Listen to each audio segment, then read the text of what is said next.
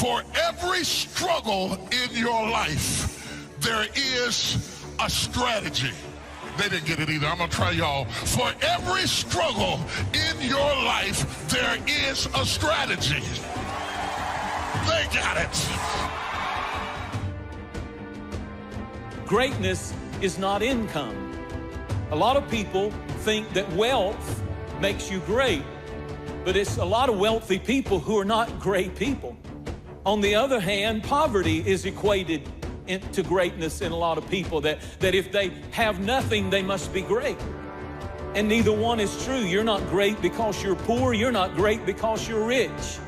You're not greatness. Your greatness is not based upon your income. When it comes to things that really matter in life, I think all of us know that better is a perspective. You know why you think some people's lives are better than yours? Because you see the part that they show you. They might have a better house, but I wonder what goes on inside. And see, you don't know which one's better. If you live long enough, you will find out that some of the people you spent so much of your time envying were secretly miserable. There is something in you that will deliver you, but in order to produce it, you have to go through the dark place. Because what God has for you is too big for you to be small.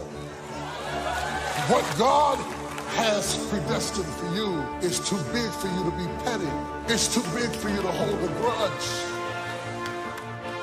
You have no idea how strong you are. You're not in this thing life by yourself. And my heart goes out to people who have lost loved ones. But one of the things that I know about this thing called life, when I lost the first house that I bought for my mother, I had to, one, recognize what had happened, the role that I played in it, and two, I had to keep it moving. Got to keep it moving. Every season of our life is part of the whole, and it should be embraced, even the painful seasons.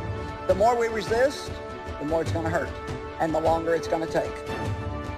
What has your name on it will not go to anyone else. What belongs to you will not go to another person. God has somebody ordained for you. You won't have to beg them to stay, talk them into calling you, convince them to spending time. They'll be so in love with you, you can't get rid of them. Stay in that weight room. Be patient. Greatness takes tremendous focus. It takes decisions that you make, and you can't always have everybody approving of what you know you're supposed to do.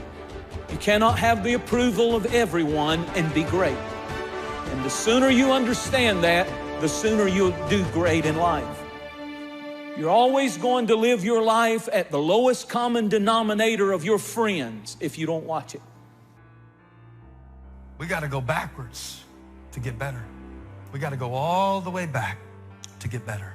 I have to be comfortable in my life to accept that sometimes loss is the way to gain, to know that sometimes the most painful moments are the most purposeful moments.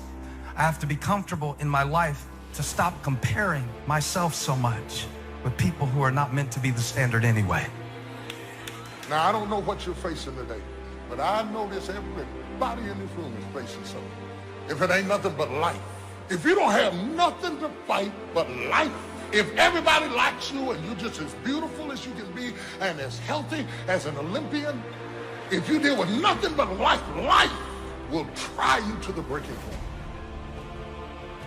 Despise not the day of small beginnings. And so many people say, when I get a big break, when a big door opens, when somebody notices me, when somebody sees my talent and really invests in me, when somebody gives me that big break. But that is not the key to success. The key to success is to start where you are, right where you are. Not when things get better, not if you had what somebody else has, but start where you are.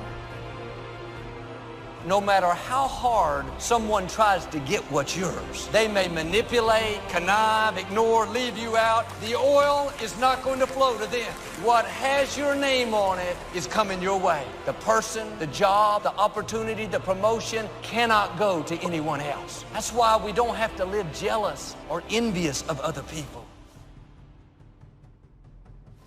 People around you change, and you can't, sometimes it's for the better, but sometimes it's not. And it's not bad. It's just that season was over in my life. And so here's the thing. If we try to keep hanging on to something when God is finished with it, there's no point in continuing to try to hang on to something that God's done with it, because all it's going to do is keep you from the next great thing that God has for you.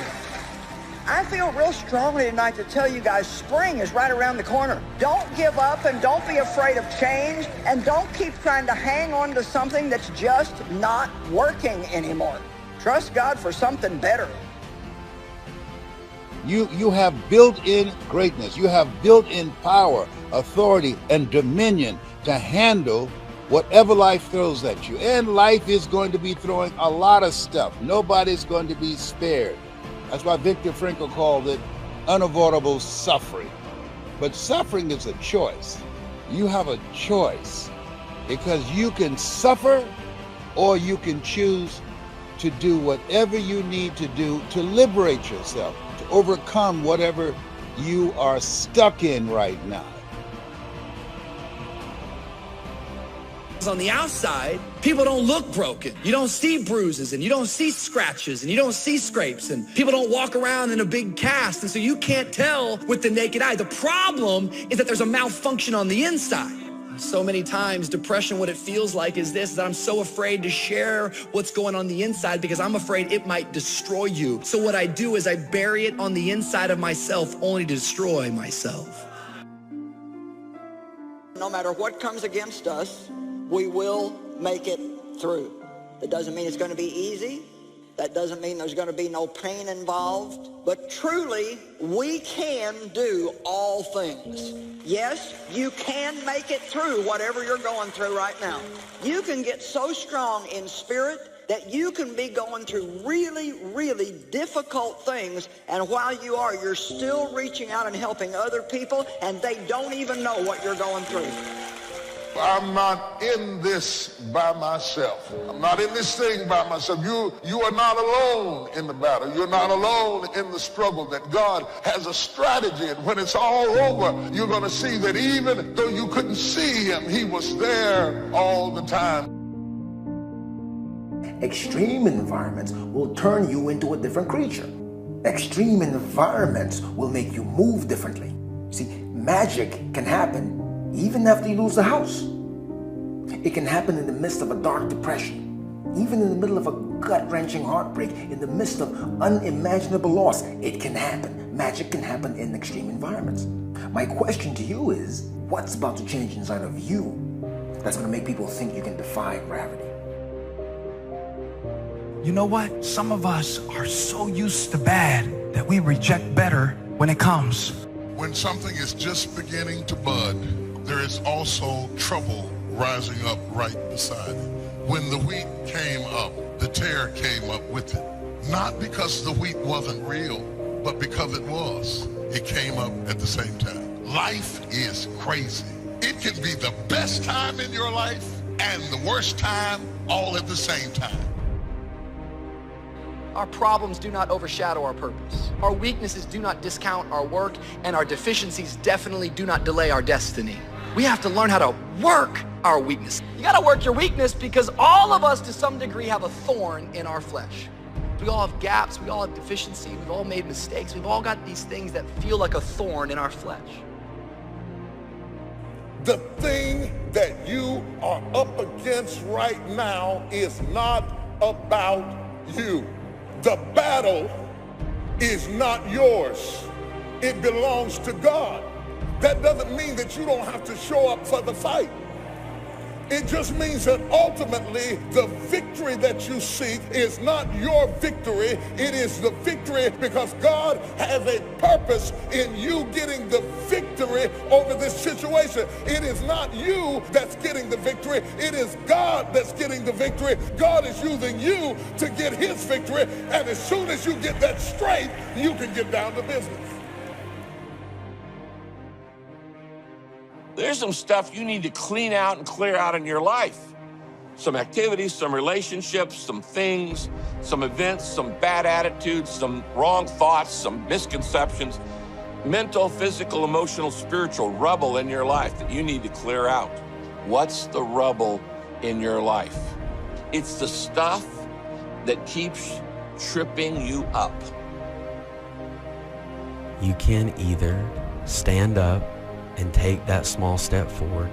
You don't have to know where you're going. You don't have to have the perfect plan. You don't have to know what tomorrow holds. But you can either get up and take that small step, or you're going to sit at that kitchen counter for the rest of your life. And now, years later, I pushed through those hard times, and I realized, and I truly believe in now, that the smallest of steps eventually completes the grandest of journeys. You can have what other people can't have. You can go where other people can't go. You can ask what other people can't ask for, because you are not a whosoever. Quit acting like a whosoever. Quit asking like a whosoever. Quit asking like you don't have a right to go in boldly and ask. You are a chosen generation. You are a peculiar people. Say, I'm not a whosoever. If we have any lack, it is not because we lack money or opportunity or resources. It is because we lack ideas that have taken form from information. If you search, you will find. So that is the way to discover ideas and life-changing information. Search. In order to find, you must search. You must go and engage in conversations with people of substance. You must go looking, go searching. Rarely does a good idea interrupt you. And as you make a diligent search, you will find just the ideas you need. Everybody's been through some shit in their childhood. Alcohol and drug abuse, family members, grandmother, family dying, and it all sets you back. It's a setback for a setup to get to the ultimate blessings.